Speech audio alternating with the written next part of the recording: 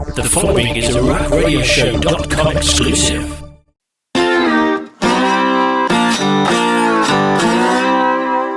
And welcome back to the Rock Extra Reviews right here on wildtalkradio.com. Guys, I am super excited because joining us right now is the author of the brand new cookbook, Messy in the Kitchen. Welcome to the show, the fabulous Renee Paquette. How are you doing? Hi, I'm great. How are you?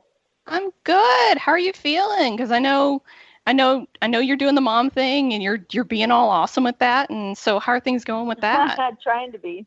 It's good. I mean, just kind of waiting. I'm getting down to the nitty-gritty. We're getting down to some of the final weeks of pregnancy. Heartburn is ruling my life currently. But yeah, it's all been really good. I have to tell you, I love what you did with the nursery. I think it's so cute.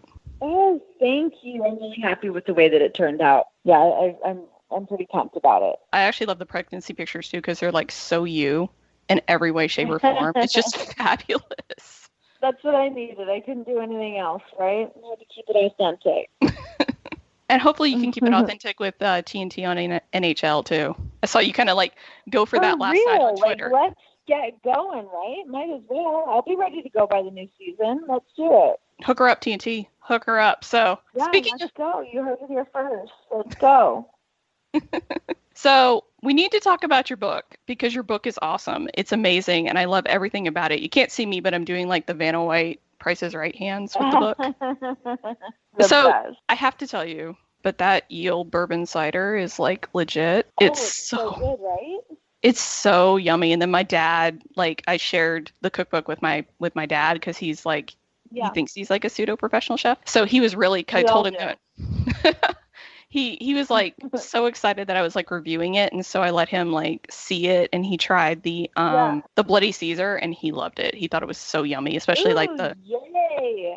Yeah, he loved that you had like the tomato based stuff in there, like that he could make his own, because I don't know about there, but like here for whatever reason it's really hard to find that. It's impossible to find here.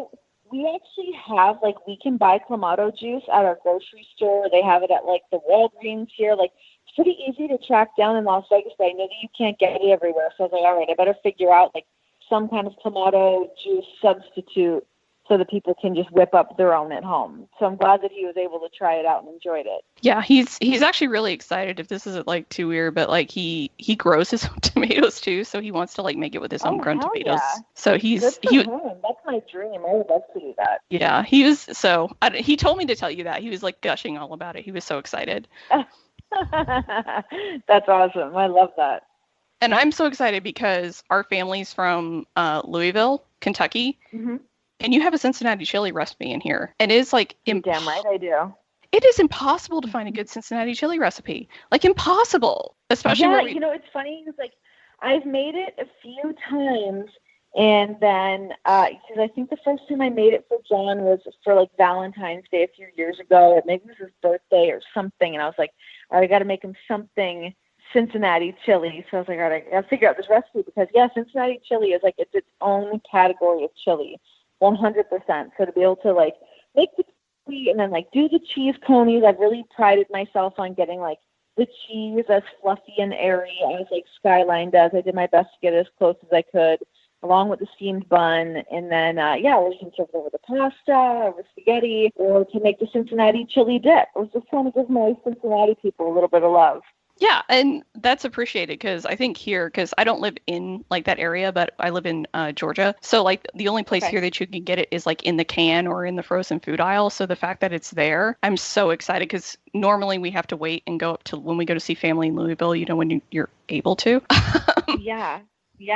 No, you definitely like try the recipe and let me know what you think because I feel like it's a little bit spicier than what you would get from like a Skyline or a Gold Star, but yeah, it's pretty good. I'm all about easy. That.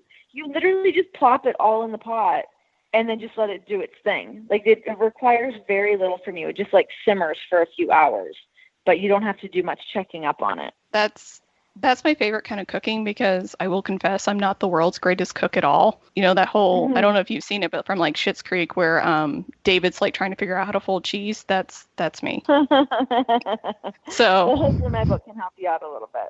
Yeah, and the semi-pro tips, they definitely help out. Those are great to have in there. Good.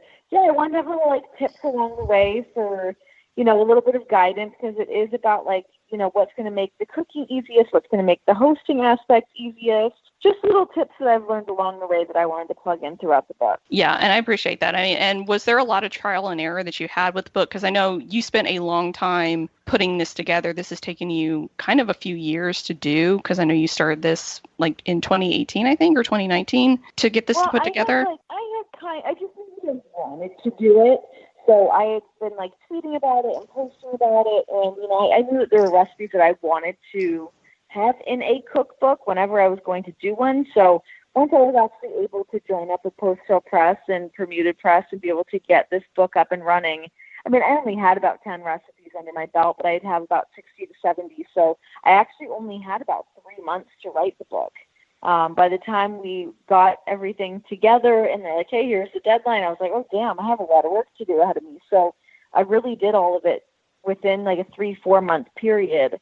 And it was a lot of trial and error of like what recipes work, what doesn't work, what needs to be adjusted, what do I want this book to look like, what are the categories going to be. I mean, there was so much stuff that I had to like really sift through, and I'm such a cookbook fan that I was like going back to other books that I really liked and, getting some inspiration from other books and other people and trying to see just what I wanted this book to look like. So yeah, it was a hell of an experience. I loved doing it. I had such a blast writing the book. I love to, like, I don't know if this is like a phrasing or not, but like the casualness of it, because a lot of other cookbooks, they're very like formal and a little stuffy in some ways, and they're all beautiful. Like, I love cookbooks in the way that they're styled, because I'm a bit of like a print nerd when it comes to that kind of thing. Mm-hmm.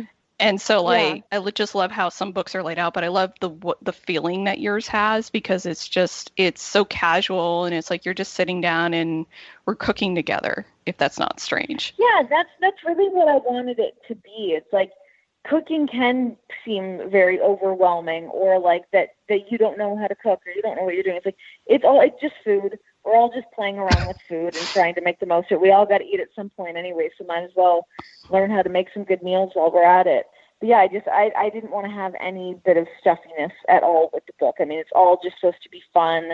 It's all super loose. There's no pressure. There's no, there's no quota to be met with anything, with any recipe that you're making. You just get out there and eat sleeves, pour a big glass of wine, and get in the kitchen and have at it. Even if your husband decides to like make fake fajitas when you suggest fajitas.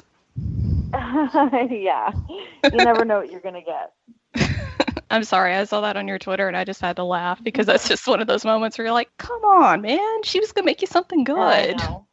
Throw me a bone, come on. I'm curious to know, did you guys like have any, like, before you did this and you were kind of researching everything, did you have like any like favorite go-to spots when you traveled or anything like that? Yeah, we've got lots of go-to places when we're traveling. There's a place in Memphis that we would always go to called Westie's it's just like this great hole-in-the-wall kind of restaurant, bar deal. And they had really great Memphis barbecue, of course. Their menu is really, really great. We've got a couple places in Seattle that we would like to go to, just to get some really great fresh sushi. I mean, we like to go to like different restaurants and stuff though when we were on the road. Like, I would love to like sift through Yelp and see what some of the best places were. I mean, when you're in the same places so often, things do change and new restaurants pop up, or you might try one place one time and then the next time you're somewhere else, try a different spot. But yeah, Westie's was one that we would always kind of come back to anytime we were in Memphis. That's awesome. Yeah, Memphis is one of my favorite spots to go to, just really primarily for the barbecue, because I work with some folks up there that are just super fun, but they take you around to like the bars and stuff down there, and it's a great. Oh, it's great. Yeah, it's a great time to have. I mean, getting out on Beale Street and ripping it up, having some great barbecue. Yeah, I love it. I love Memphis so much. It's so great. Great food spot. Did you ever have like one dish in your cookbook that everybody must try? Gosh, which one would I say that everyone must try? I think the one that garnered a lot of attention when I posted online was the French onion soup grilled cheese. That's one that I think a lot of people were really kind of drawn to and people want to try. And it's easy. The only issue with that is that it's just getting the onions right. That requires a little bit of love and attention. You can't just cook the onions on high. It's got to be done low and slow, lots of butter. In the hot honey pizza is another one that's been a big fan favorite amongst my household here. So the hot honey pizza is definitely one as well. Yeah, I saw that. I really want to try that too. Like, I just want to kind of make everything, oh my God, honestly. So good. So Please do. Have at it. It's gonna be like a cooking frenzy in my house. Like, it's gonna be great. I love that like summer's coming and you can like grill out and everything now because the weather's been like so up and down here. So it's like I can't wait. It's really nice. Like throw open the windows.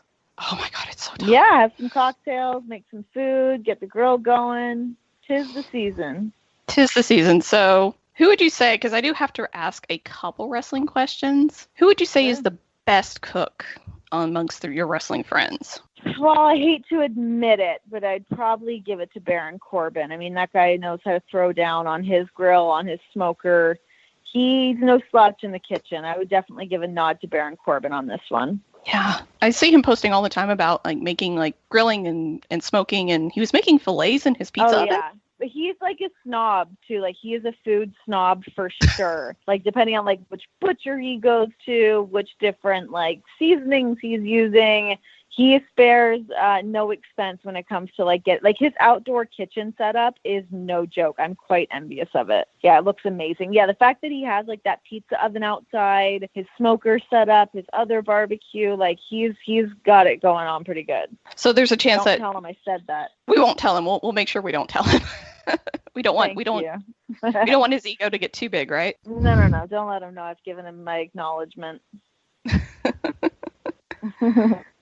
So do you think maybe that from this you could possibly do like a cooking show in the future or anything like that? Yeah, I would love to.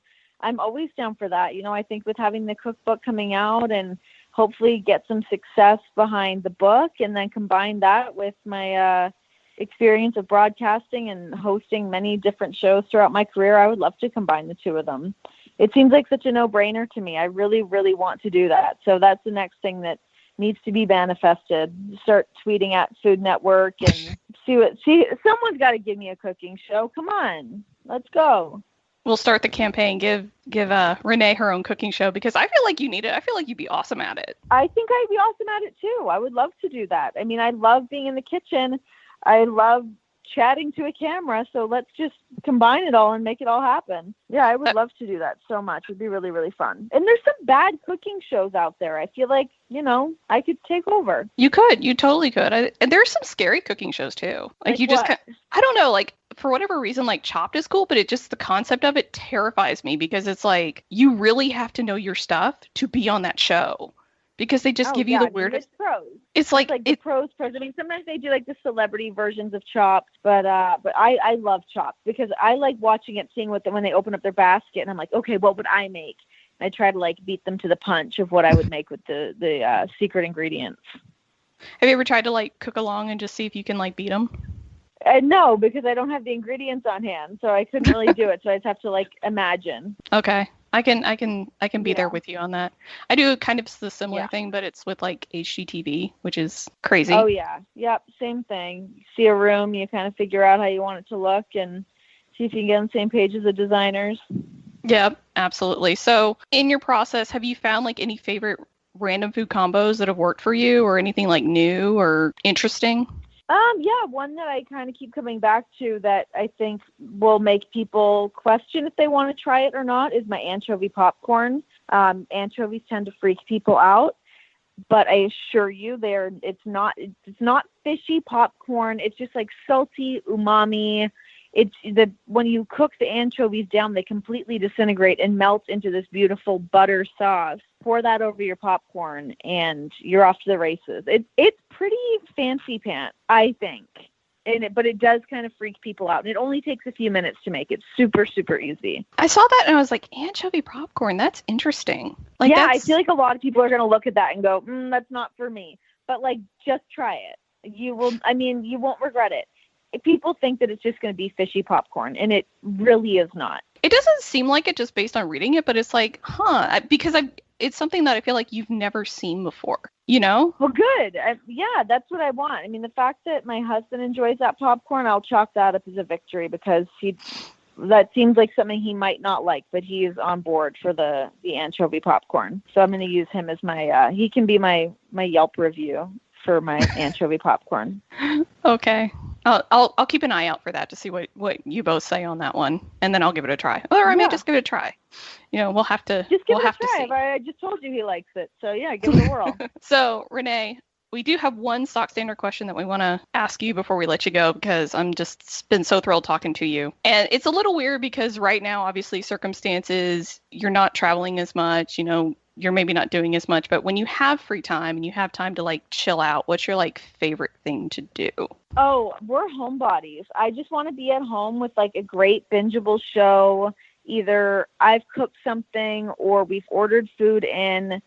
Having a glass of wine. I'm really looking forward to having a glass of wine in a few weeks after I have this baby. But yeah, just being at home. I love being at home so much. So as much as this past year has been really difficult for a lot of people, I've enjoyed being able to just kind of be at home and just slow life down a little bit. It's been really nice to adjust to this new pace of life for the time being and just sort of get back on track with the things that I want to be doing. But yeah, an off day for me is us at home with a great show or great movie lined up and some food on deck. Lots of food. Thank you so much, Renee. I appreciate it. I hope everything goes well for you with the baby and that you guys just have an awesome time with it. Awesome. Thank you so much. Once again, Renee, thank you so much for joining us. And we can't thank our friends over at Permuted Press enough.